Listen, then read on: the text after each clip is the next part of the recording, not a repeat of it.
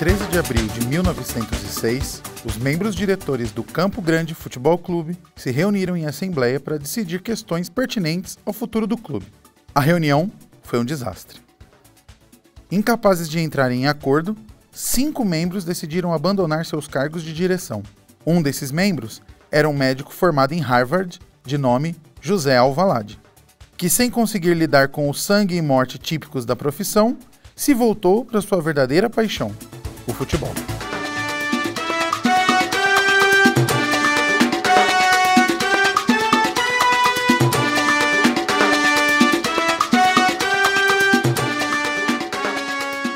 José recorreu ao seu avô, Alfredo Augusto das Neves Rotherman, o primeiro visconde de Alvalade, para conseguir um empréstimo e fundar seu próprio clube de desportos.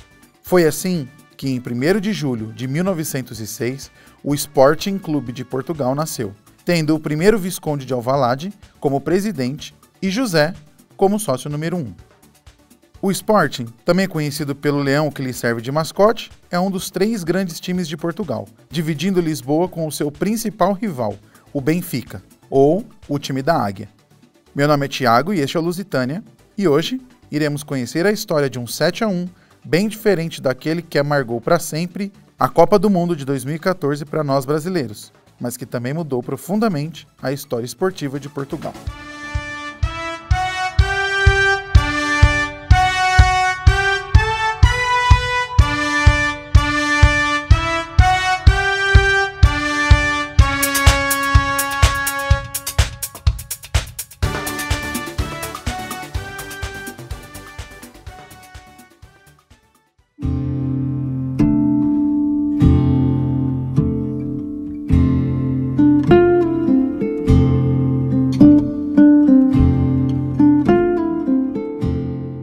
E aí, ouvintes do Lusitânia, tudo bem com vocês? Queria aproveitar esse período de transição entre a introdução e o desenvolvimento do tema para dar uma palavrinha rápida com vocês. E não, eu não vou pedir dinheiro.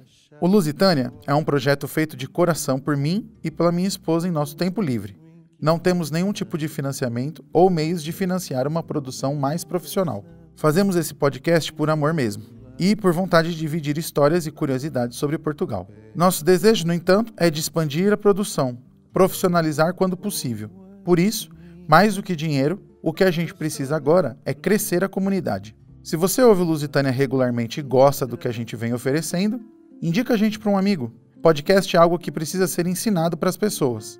Dá essa ajudinha para alguém mostrando Lusitânia. Pega o celular da pessoa e mostra como acessar e assinar pelo Spotify ou pelo aplicativo padrão de podcasts. Avisa que é de graça. Hoje, essa é a melhor maneira de nos ajudar, compartilhando nossos episódios e indicando a gente para os amigos, avaliando o Lusitânia no iTunes. Se você é uma marca, você também pode patrocinar um episódio ou anunciar aqui com a gente. Atualmente, temos um público modesto, mas bastante fiel. Antes de seguirmos com o programa, queria pedir desculpa pelo pequeno atraso. Nossa intenção era voltar em fevereiro, mas, por conta da vida, não foi possível. Obrigado por tudo, pessoal. Beijinhos grandes e fiquem com o episódio. Do meu destino, deste-me a chave na mão. Queres que seja o inquilino que mora no teu coração?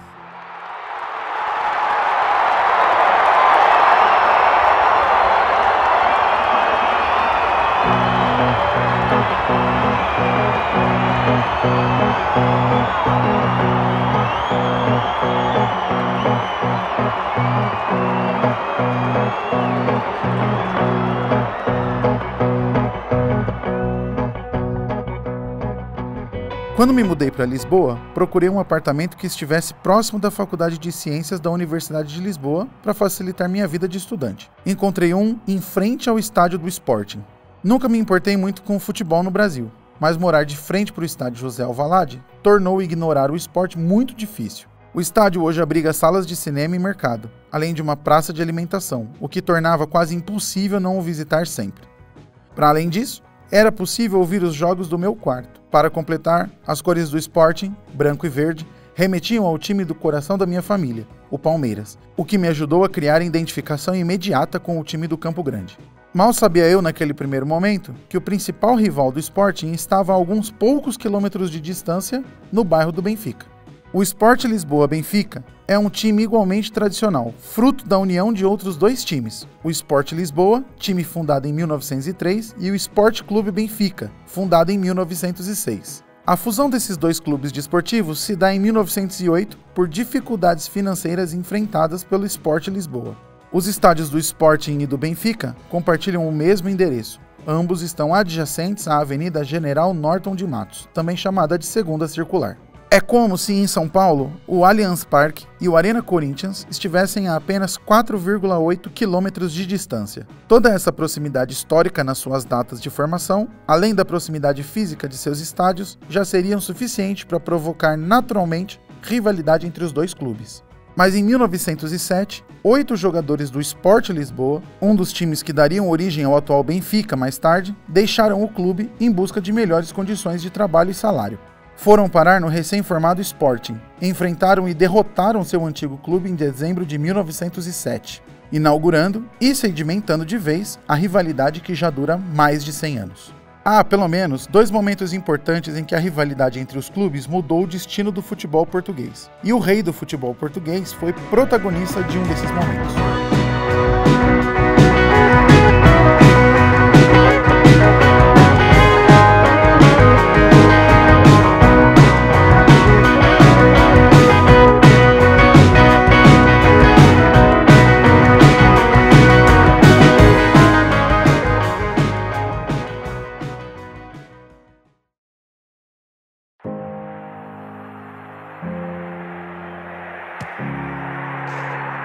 A primeira vez que nós estivemos juntos foi quando o Brasil perdeu na Inglaterra do Portugal, né? Pergunte a qualquer brasileiro quem foi o maior jogador de futebol do mundo e ele irá responder que foi o Pelé. Pergunte ao Pelé e ele irá dizer que foi Eusébio. Conhecíamos bem o Eusébio, então aquela partida que ele jogou maravilhosamente bem, no Brasil ficou sendo conhecido como um dos maiores jogadores, né? Sabia que chamava ele de rei em vários lugares da Europa. 2 reis de países diferentes. Ele foi, sem dúvida nenhuma, um dos melhores atacantes, centroavante, Pantera Negra. Eusébio da Silva Ferreira foi um jogador de futebol português nascido em Moçambique, ou moçambicano de nascença, mas com cidadania portuguesa, já que Moçambique ainda era colônia de Portugal à época. Era conhecido por muitos como Pantera Negra, mas também atendia pela alcunha de The King, o rei. Eusébio começou sua carreira aos 15 anos em um pequeno time de Moçambique, sendo logo transferido para o Sporting Lourenço Marques, uma espécie de filial do Sporting moçambicana. Durante esse período, na década de 60 do século XX, quase chegou a ser contratado pelo São Paulo Futebol Clube, mas o negócio não se concretizou. É aqui que a história de rivalidade fica maior que a realidade. O que se conta é que Eusébio teria fechado acordo com o Sporting de Lisboa e deixado Moçambique para a capital portuguesa a fim de assinar em definitivo o contrato. Ao chegar no aeroporto, no entanto, foi recepcionado por dirigentes do Benfica se fazendo passar por funcionários do Sporting. Eusébio foi levado para um hotel e convencido a fechar com o Benfica. Essa história ressoa bastante com o clima de rivalidade, mas infelizmente não é verdadeira. Em entrevista ao jornal português Tribuna em 2011, Eusébio desmente essa versão da história. Diz que o Sporting realmente tentou contratá-lo, mas que ofereceram menos dinheiro do que seria correto quando comparado com outros jogadores do time na época. Esse episódio também fez com que Eusébio desenvolvesse uma verdadeira ojeriza contra os Leões, além de ter servido como uma vitória gigante ao Benfica. Eusébio está para o Benfica, assim como o Pelé está para o Santos.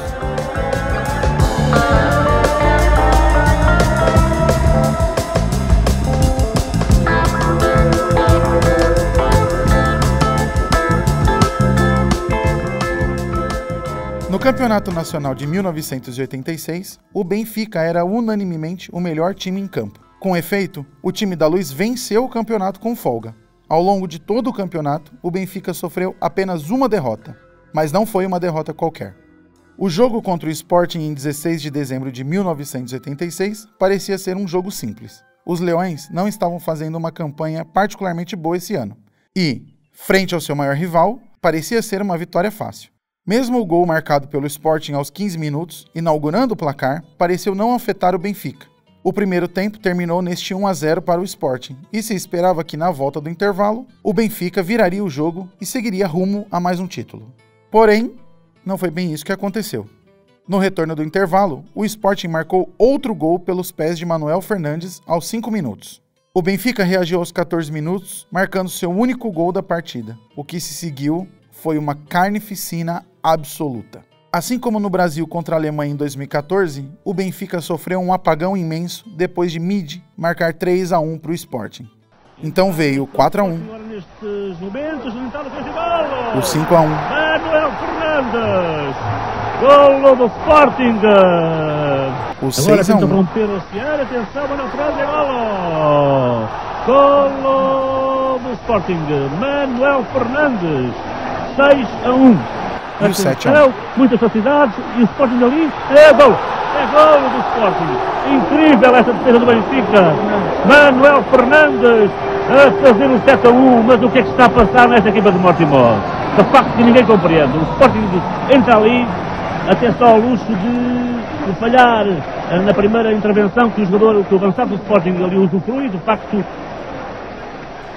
Nos 20 minutos que se seguiram ao gol de Mid, Mário Jorge marcou mais um e Manuel Fernandes mais 3. Placar final, Sporting 7, Benfica 1.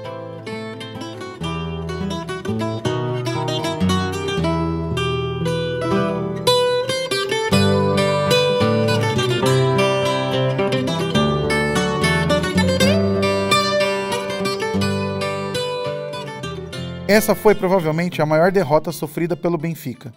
Como dito anteriormente, o Benfica acabou vencendo o Campeonato Nacional de 86-87. A derrota contra o Sporting foi a única derrota sofrida pelo time da Luz esse ano. O Sporting terminou o mesmo campeonato em 4º lugar. É como se em todo o campeonato os Leões tivessem vencido o único jogo importante. Não roubaram o título ao Benfica, mas roubaram a invencibilidade e a possibilidade de um campeonato histórico. Só em 1994 o Benfica conseguiria dar um troco à altura, marcando 6-3 contra o Sporting no jogo que ficou conhecido como a Vingança dos Encarnados. O embate de resultados entre os dois times continua, e nunca se sabe quando o próximo capítulo de rivalidade entre os times lisboetas será escrito.